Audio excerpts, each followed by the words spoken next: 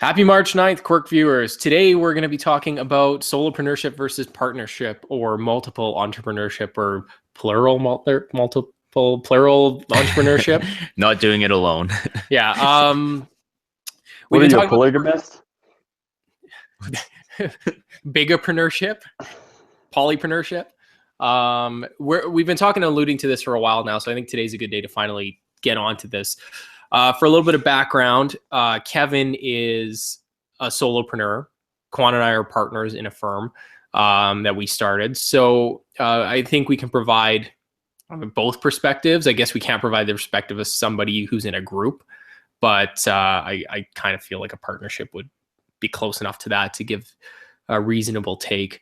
So the concept, to kind of get a background, it's pretty self-explanatory, but the concept of solopreneurship is somebody starting something on their own.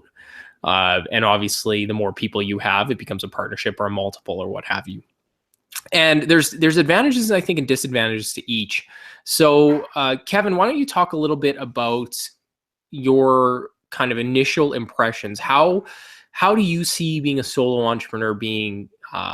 Give me some positives of why it's better than being with others, and give me some drawbacks. Yeah, well, I think one of the big pros is you have complete control and decision making, right? I mean, it's your idea, you're driving the bus. Now, I think that can also be a detriment in the fact that you think the way that you want to do it is the right way, but that does not necessarily mean that it is. So although it's nice to be able to just pick the direction and go in like an authoritative manner. So you're an authoritarian is what you're telling me? Yeah, well, you kind of are when you're a solopreneur, right? You every decision you make, but like I said, you can also that can also be detrimental for sure.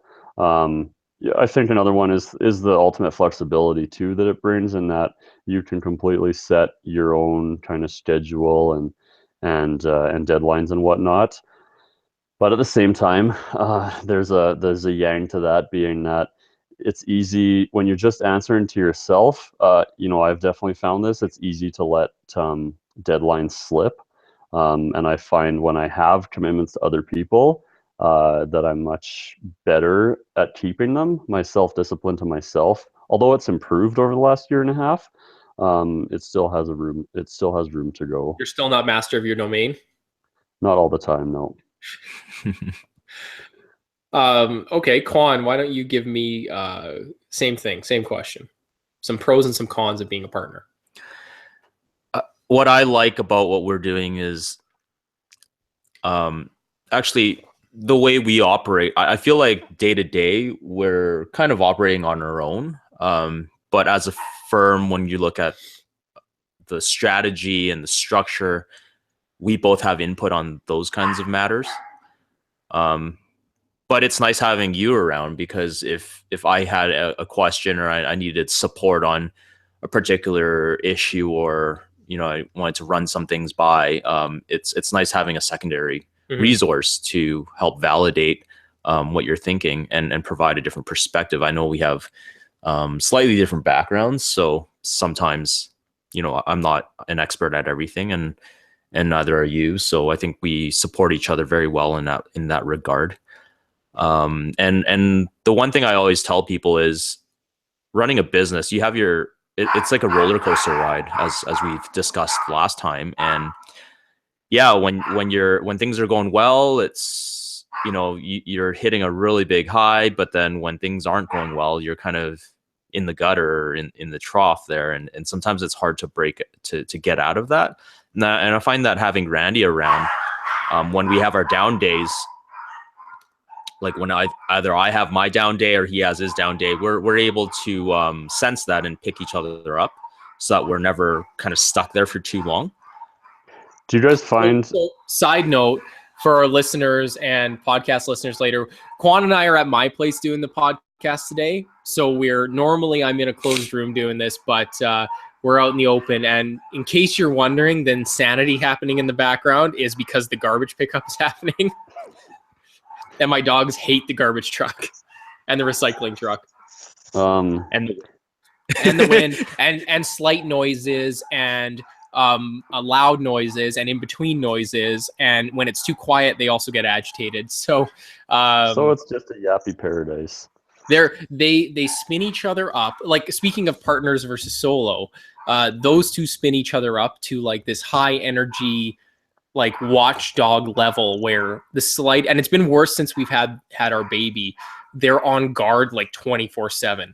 And we also live on the edge of town where there's coyotes all the time, so they're always hearing predatory animals screaming, which is not, like, I can tell you, I've seen them even in the house be trembling in fear because they're so close. But anyway, I digress. For those of you who are wondering, we'll have to live with that a little bit today. But so I want to go back to something Quan was saying there about, the benefit of having two of you and being able to like bring each other up if one is having a down day, which I totally see that as being beneficial, because I definitely have days where I get stuck in my own head and like, how do I get out of that? It's hard. Do you guys ever find you both are kind of in down at the same time? Yeah, sometimes. Early on, I know what happened, but because you're in a partnership, the interesting thing was, I know that I did this, and Quan, you've told me you've done this as well. When the other guy calls you and says, like, not so many words, I'm in a bad, like, I'm not having a good day here.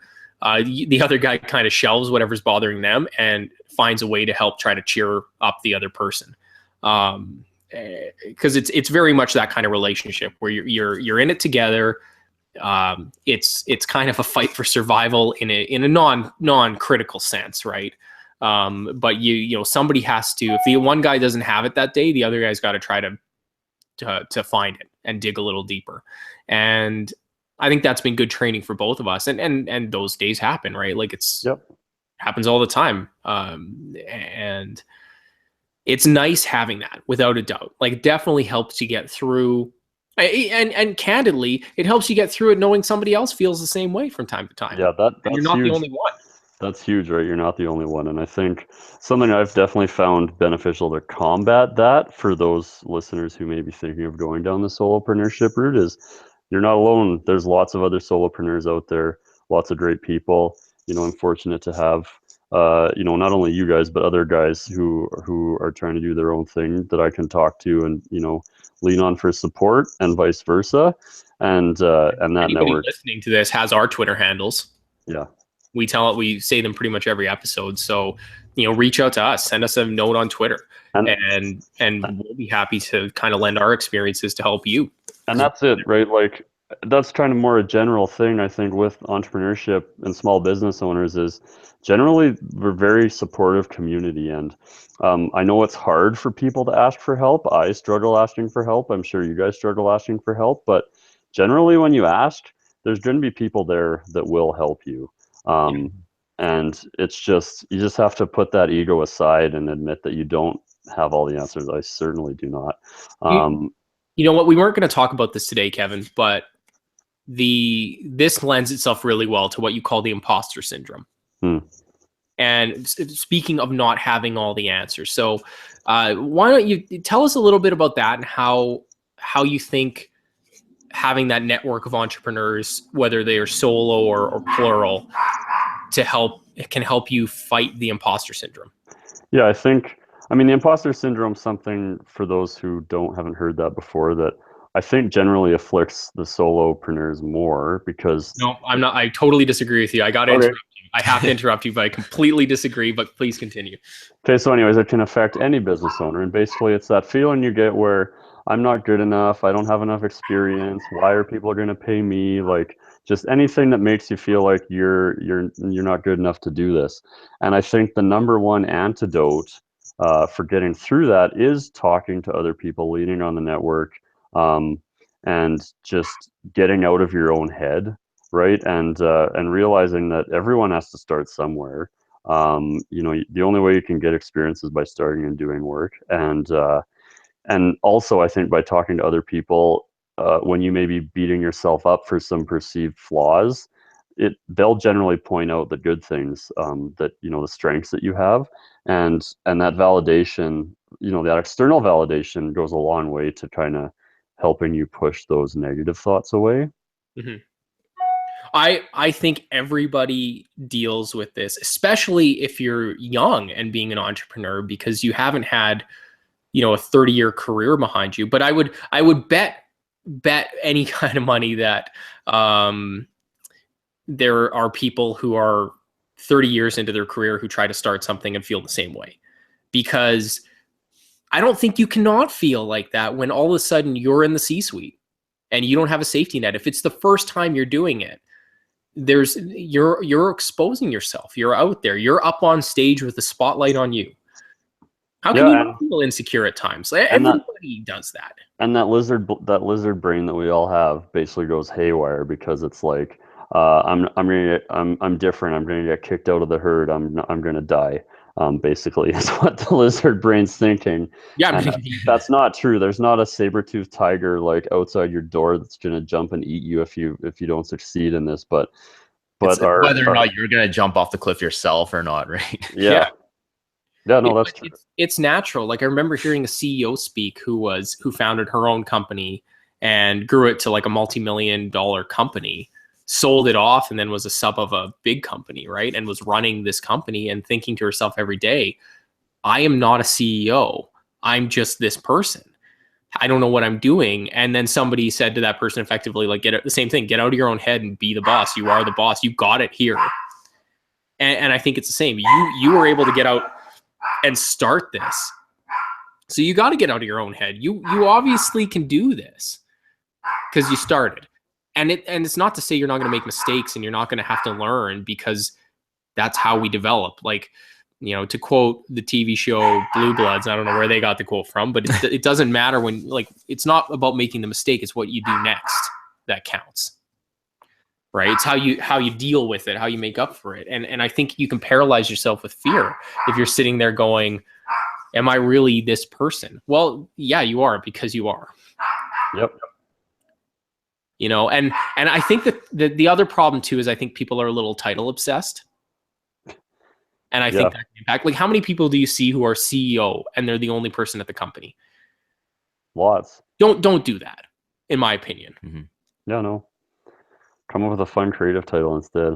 Well, just be XYZ person. Like, I know Quan and I have the title of partner at our firm, but that's literally what we are, in every capacity. Mm-hmm. So it's not unreasonable, but I would definitely counter if you're going to call yourself like a CEO. Are you really a CEO, or are you a founder, or are you an owner, operator? Like, what are you really? Because inflating your title, I think, can go actually and hurt your ego that way. Yep. Well, and also you can spend a lot of time on figuring out what your title is, and that can be a paralyzing thing. But that's irrelevant. It's irrelevant when you're the only person. Yeah, you have to do the work. You have to do the work, right? And who cares what your title is? Like, who gives a shit what LinkedIn says? That's right. Right. But despite what some people might tell you, but ego is a huge challenge, right, for anybody in most anything that you do. But I think that, overcoming it in the entrepreneurship space, learning to manage that ego is a tremendous skill to have. And I think that's where, going back to the kind of beginning topic of partnership, solopreneurship and whatnot, when you have that bigger group, I think that probably can help with managing the ego a little bit. Mm-hmm. What do you think? I would agree. I think the other thing is you really need to be emotionally intelligent and understand how to control your id and control your ego when you're in a partnership, because, like Quan said, like Quan and I are lucky. We generally agree on things, and the stuff we don't agree on, we're both good at recognizing when it's not a hill to die on. Mm-hmm. And that's really important, because partnerships will inevitably dissolve when people can't come to consensus. And when you come to consensus, that means you have to give. It's like any relationship. You're not always going to get what you want when you want it. You have to compromise with the other person and come up with solutions, and have your ears open and really hear what they're saying to you. And give people the benefit of the doubt when you don't understand what they're coming, and ask them what they mean when you're not sure. And communication is so important. Yep. And that can be a drawback of partnership, because if you aren't somebody who's good at those things, if you are someone who kind of digs their heels in and needs to get their way, you're going to struggle, right? Like, unless you have a partner who's totally wants to be submissive all the time and just let you do your thing, and then you question, are they really a partner, or are they just an employee? Mm-hmm. But you have to be willing to do that, because I mean, we regularly don't agree, but it doesn't affect where our business is going, because on the big picture issues, on the strategy, on the how we get there, we may have different ideas, and we may have to compromise and come up with different plans or things that work in the middle, but the big picture goal is always the same. Mm-hmm. And the vision is the same, and and the values we believe in to get there are identical. And so the route you take can vary, because that both people are coming at it from the same position mentally, the same value place. But that's a risk, right? Like, if you're thinking about being a partner, you need to understand that about yourself and about your partner, and you guys have to know that, can we actually work together? Because this becomes effectively a marriage. Yep. You're going to spend the next 5, 10, 15, 20, maybe the rest of your life working with this person. So you need to have that communication, because if it breaks down, like any relationship, you're going to have a breakdown in the relationship, which means consequently, when things are good and everything's happy, that's when you get partnership agreements done with buyouts and various arrangements to deal with, like anything, you deal with the breakdown. So if it does come. Yeah. So that brings up a good path to go down, I think. When with you guys, picking each other as partners, I mean, you'd work together, you'd been friends and everything like that. But do you have like any suggestions, tips for people who are maybe looking at partnering in terms of what they should be considering, how you kind of structure and set that up, that sort of thing? We talked about, I mean, if you start getting the willies early on about like, is this really making sense? You either don't start, or you pull the plug before anybody's too far into it, because it's going to be a challenge. And I think Quan and I, when we were starting it, we kind of talked about it. We had the ideas, we had complementary skill sets, we had a plan, even though the plan changed 10 times, as we talked about on the podcast before. We agree, like, there's a general consensus. We were friends before, we'd worked together before, so there's an understanding of each other's work ethic, an understanding of each other's abilities and skills. We come from a very similar professional background, so that's beneficial as well. Yeah, there's typically two things I look for. First and foremost is, how is that person, like, as an individual? What are they like? What's their personality? Can you see yourself working with them day in and day out? And do you trust them? Can you communicate openly with them? Those are kind of the things I look at first. And if the answer is no, then I move on. But if that's in place, I think that forms that foundation. The second thing I look for is the skill set. Like, what does this person have to bring to the table? And again, like, they have to have something that will help your business. And maybe more than one skill, not just marketing or just accounting. Like, I think you want someone with a broad range of experience. Yeah, if they're kind of a one-trick pony, they're better as an employee when you have the capital for that and the cash flow for that. And someone who's going to bring some complementary skills to what you have, right? You don't necessarily want to partner with a clone of yourself. No, like Quan's background is quite different than mine as far as accountants go. And that's been really useful, because we both really increased our ability on each other's side of the fence by working with one another. Mm-hmm. And that's been really useful, I think, for both of us as professionals. It's been a rounding experience. The other side of it is we also do a lot of training. Mm-hmm. So, we have a target of 100 hours of training per person per year. Wow. And I think, like this year, we're going to hit 250 each, probably. Yeah. Realistically. That's like a month worth of, that's more than a month worth of training. Yeah. I mean, we're both basically taking, night home courses kind of a home course right now in one particular topic. And I mean, we're talking over, I'll do about 150 hours over 6 months in the one course. So before we move on, I just want to touch on the whole preparing for the worst case. Like, obviously something you can get caught up in the euphoria and excitement of starting out with a partnership and thinking everything's going to be great. But there are those partnership agreements that you should get in place in case something goes wrong. Yeah. Do you want to talk a little bit about that? Well, in the early days, it's probably low consequence, right? Because if you just decide it isn't working, there's no money or assets to split anyway, and you just bail. But in short order, if you're successful, you're going to have something to deal with. So I think at that point, you do have to really have that agreement in place. So, that's something you talk to a lawyer about, but high level, you need to have something that deals with how you dissolve the partnership, how you buy one person out, how one person sells, the controls that need to happen around that kind of thing. Because obviously if one person decides to sell, they need to sell it to somebody that the other person can work with to an extent. So there has to be some opportunity, and you have to give your partner an opportunity to buy you out. So there are ways lawyers can put clauses together that deal with that in a fair fashion. You have to deal with one person dying and what happens at that point. And one person's advice that we got was spouses don't get involved in that case. Like there's an automatic buyout or sale of the person's partnership to somebody outside of it. Their spouse doesn't jump in. I think that's important because you're bringing another party into the mix, and there may be disagreement. That partnership is predicated on the two people who are involved in it, or more, and bringing in, like in our case, we actually could, because both of our wives have the same professional designations, so that they'd be actually totally legally able to. But in some cases, like if you're an accounting firm or a law firm, the spouse may not be a lawyer, in which case they can't come in and be a partner anyway, without completely disrupting and potentially disrupting the legal structure. So, you have to consider things like that.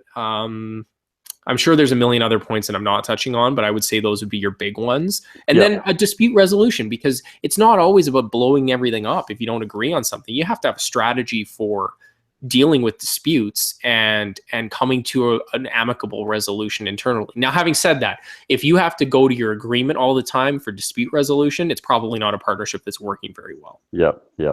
Like I said, Quan and I, our version of dispute resolution is internally going, how much do I care about this? And externally going, I'm fine. Like, let's do this, or I trust your judge. You have to have that level of trust. Mm-hmm.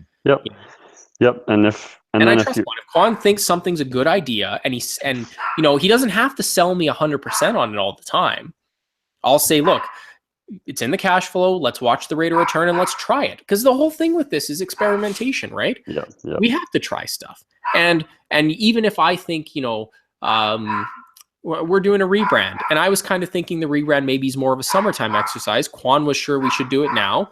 And I was like, who gives a crap about 6 months? The cash flow's there. We can afford it. Let's do it. Mm-hmm. What am I going to quibble on that I thought maybe we should do it in June instead of January? Like, who cares? Yeah, we're going to do it. We agreed that we're going to do it, right? Conceptually, we agreed on everything. So is the timing really that big of a thing? And Quan said to me, Quan looks at the numbers and goes, yeah, it's in our budget. We can do this. And I said, okay, I trust you. Mm-hmm.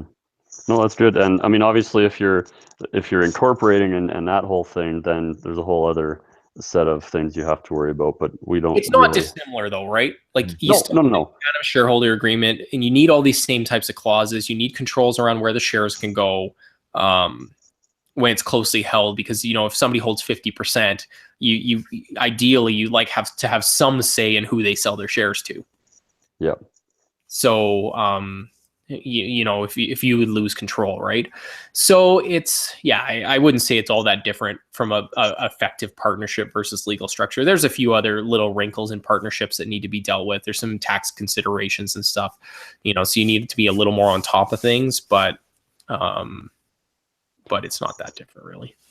Yeah, and I mean I know the Alberta government has actually some pretty good resources that kind of explain a fair bit of this stuff as well. Talk to professionals, right? Like, yep.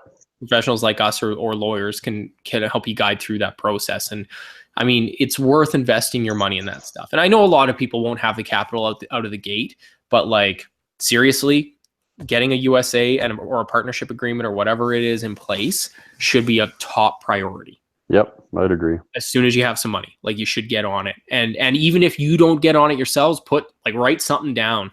So at least you have something written down about how you deal with things, even if you write it yourself.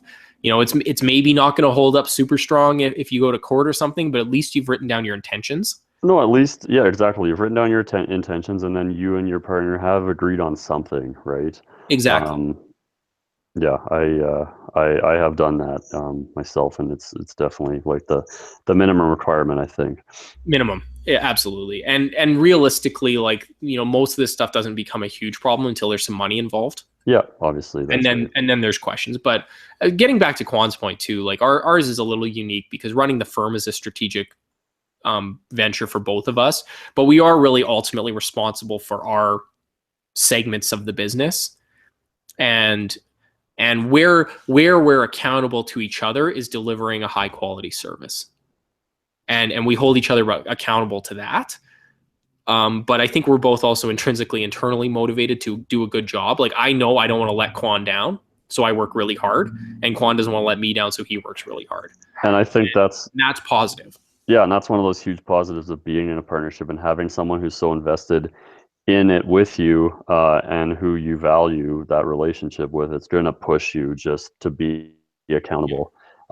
That like goes back to what I was saying about when it's just you, it's kind of easier to let things slide, I think, for most people than when it's somebody else. Totally. The other thing I would suggest too that, you know, that we did before we got into it is we had this paramount rule that no matter what happens, our friendship is first.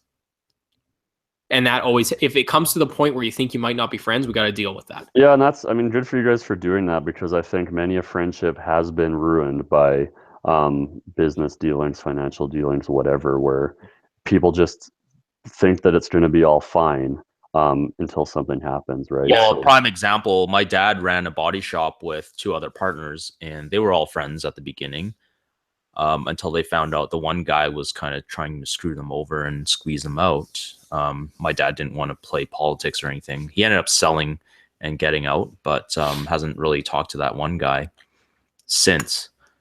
I don't know what went wrong, but you know, it's not always rosy. Yeah. No, and that sort of thing happens all the time.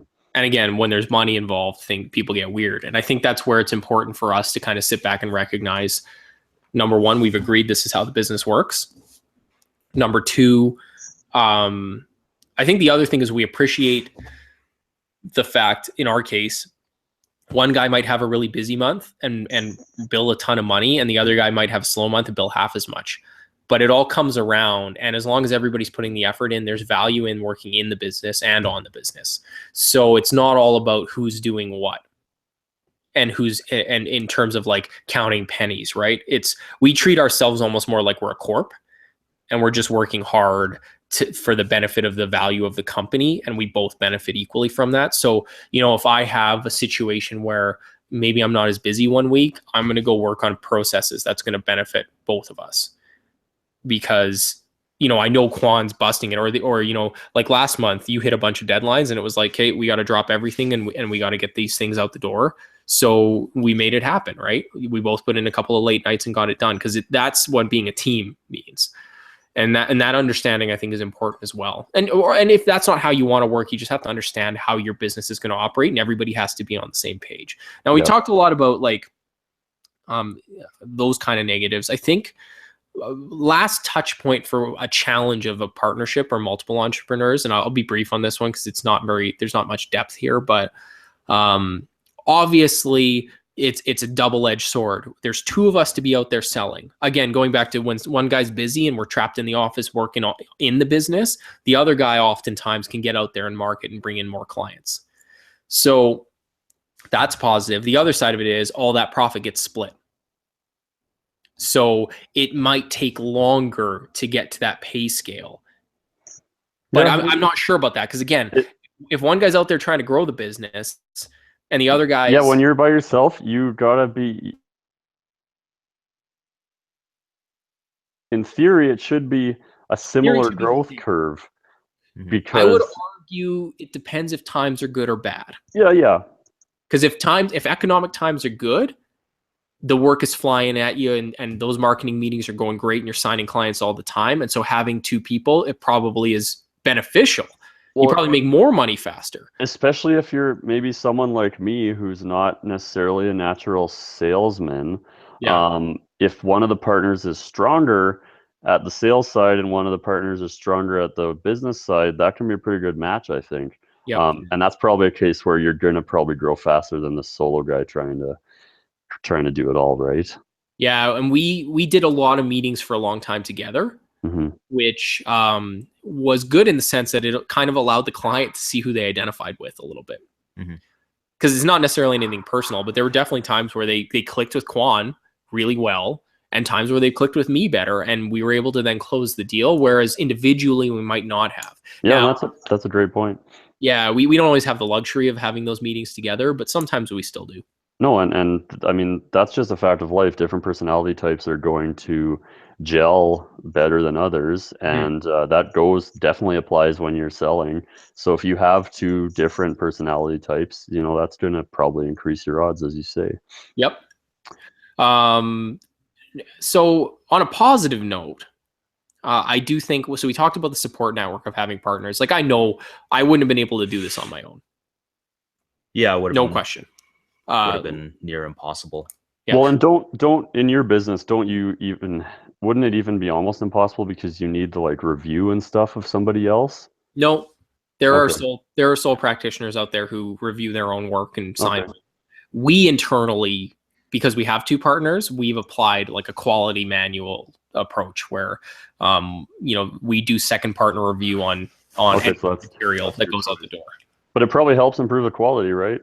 Oh, huge. all the Immensely. time. Yeah. Like I don't think there's ever been a file where not necessarily something gets changed, but at least a question gets raised out of the quality assurance review.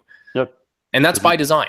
Well, and that's just the way we work, right? If you're the one who's so involved in things, you're gonna miss things that a fresh, set of eyes can probably catch. Yep. And your own personal experiences and issues you've dealt with in the past come to light, and kind of you have that frame. Like if you've gotten burned and didn't notice something before, you will always remember that particular issue and you will always be on the hunt for it.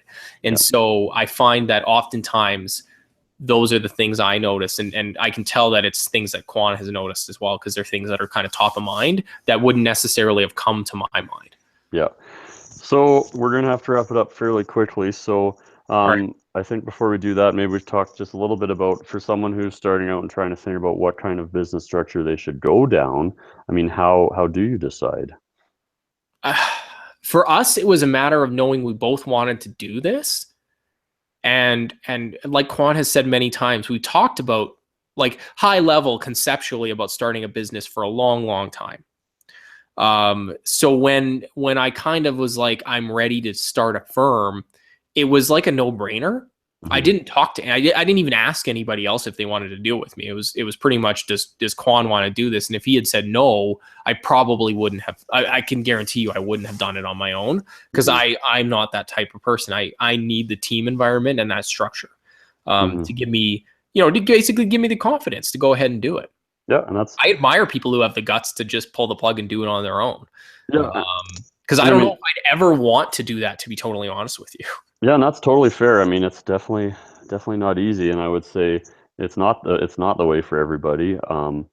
So like from my standpoint, it's kind of like, if you have an idea that you think is good and something you want to pursue and you think you can do it yourself, then go for it. Don't let the search for finding the perfect partner necessarily hold you back. And something that can happen is actually starting to happen now for me on the financial planning side, is as you start putting yourself out there in that line of work, in your network, you could meet other people who are interested in doing similar things, and then you could potentially over time, build alliances or potentially find a partner or merge. There's companies merge all the time, right? So you can start solo and then turn into something else. an interesting thing, an interesting solopreneur story actually is Cafe Rosso is a coffee shop here in Calgary. They have 7 locations now.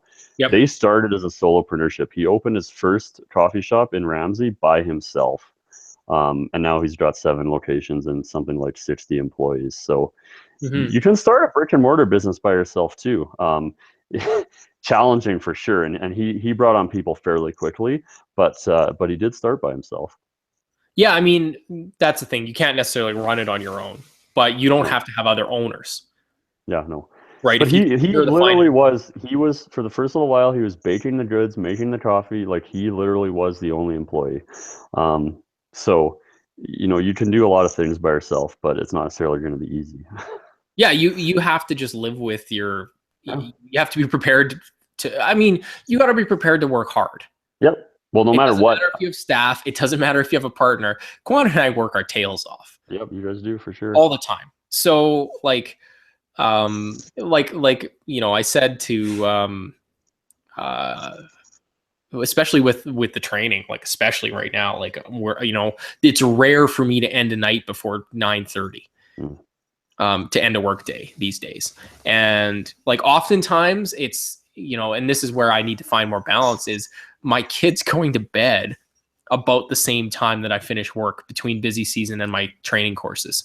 So you're gonna work. Like, yep. I don't care if you're the only guy working in a coffee shop baking goods, or if you're in a firm like ours where we have 2 partners and a handful of contractors. Yep, you're going to be working. And consultants. We're still working all the time. Yep. So, that's not going to change. I would almost argue, in a sense, I probably work, like you said about motivation, I probably work harder because I have this guy over here who's a crazy man and is working at like 2 a.m. and stuff. And then I'm going, geez, I went to bed at midnight. Yeah. Slacker.